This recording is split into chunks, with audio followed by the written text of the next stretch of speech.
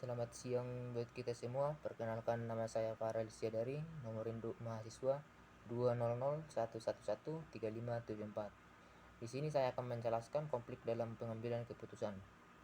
Yang pertama-tama kita harus tahu konflik itu apa.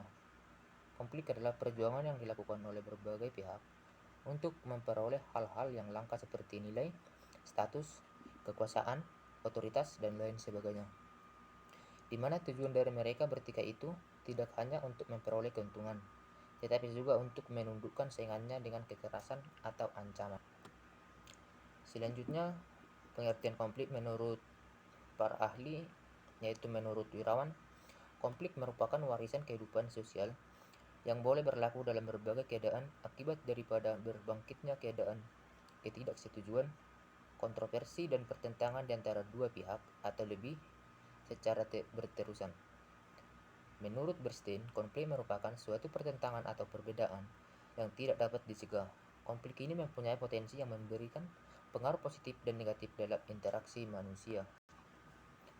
Sebab-sebab timbulnya konflik, yang pertama itu perbedaan persepsi. Perbedaan pola pandang tentang suatu hal bisa menimbulkan konflik, karena masing-masing pribadi tetap bersikukuh dengan persepsinya. Konflik ini bisa terselesaikan bila masing-masing pribadi sepakat dengan satu arah tujuan dan bergabung ke dalam tim. Yang kedua itu ketidakharmonisan pemikiran. Ketidakselarasan dan keharmonisan pemikiran bisa memunculkan sebuah konflik karena perbedaan visi dan misi. Tetapi mereka memiliki satu keinginan yang masing-masing ingin menonjolkan egonya.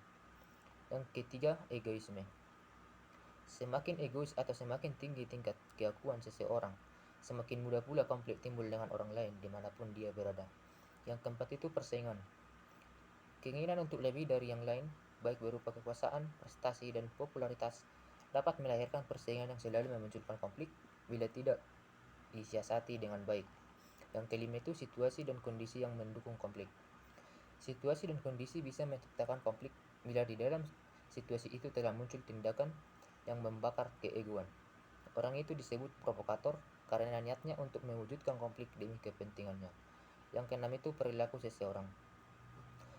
Perilaku kita atau orang lain yang mengarah pada hal yang bisa menimbulkan konflik, itu bisa terjadi apabila perilaku itu menyinggung perasaan orang lain atau tidak tunduk pada aturan yang disepakati sebelumnya. Yang ketujuh, kurangnya komunikasi satu dengan yang lainnya. Masalah komunikasi dapat menimbulkan konflik apabila tidak diarahkan dengan baik. Oleh karena itu, agar konflik tidak terjadi, perlu dibangun model komunikasi yang dilandasi oleh rasa saling menghormati di antara semua pihak yang terlibat atau tergabung di dalam suatu kegiatan. Yang kedelapan, terjadinya diskriminasi.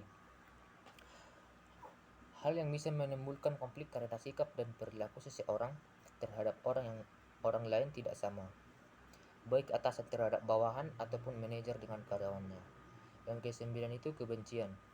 Kebencian yang telah muncul sebelum terjadinya konflik akan menyebabkan konflik itu semakin dalam dan berujung pada pertikaian. Selanjutnya itu jenis-jenis konflik menurut Henro.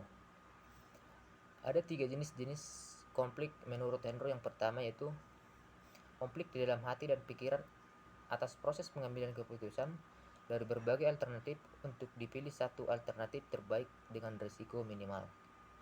Yang kedua, konflik dengan pihak lain yang harus segera diputuskan agar masalah tidak berlarut-larut dan bisa merugikan kedua belah pihak. Yang ketiga itu konflik terhadap sebuah keputusan dari beberapa alternatif. Lalu menurut Fahmi Irham, ada 5 jenis konflik dalam kehidupan organisasi. Yang pertama, konflik dalam diri individu, yang terjadi bila seseorang individu menghadapi ketidakpastian tentang pekerjaan yang diharapkan untuk melaksanakannya, bila berbagai permintaan pekerjaan saling bertentangan, atau bila individu diharapkan untuk melakukan lebih dari kemampuannya. Yang kedua, konflik antara individu dalam organisasi yang sama, di mana hal ini sering diakibatkan oleh perbedaan kepribadian. Konflik ini juga berasal dari adanya konflik antar peranan. Yang ketiga, konflik antara individu dan kelompok, yang berhubungan dengan cara individu menanggapi tekanan untuk keseragaman yang dipaksakan oleh kelompok kerja mereka. Sebagai contoh, seorang individu mungkin dihukum atau diasingkan oleh kelompok kerjanya karena melanggar norma-norma kelompok. Yang keempat, konflik antar kelompok dalam organisasi yang sama, karena terjadi pertentangan antar kelompok. Yang kelima, konflik antar organisasi yang timbul sebagai akibat bentuk persaingan ekonomi dan sistem perekonomian suatu negara. Konflik ini terjadi mengarahkan timbulnya pengembangan produk baru, teknologi dan jasa, harga-harga lebih rendah, dan penggunaan sumber daya lebih efisien. Dan solusi dalam menyelesaikan konflik dalam pengambilan keputusan itu, yang pertama, menghindar dari konflik dengan bersembunyi. Kita tidak perlu menyelesaikan konflik yang sedang terjadi dan tidak ada gunanya menghadapi konflik tersebut.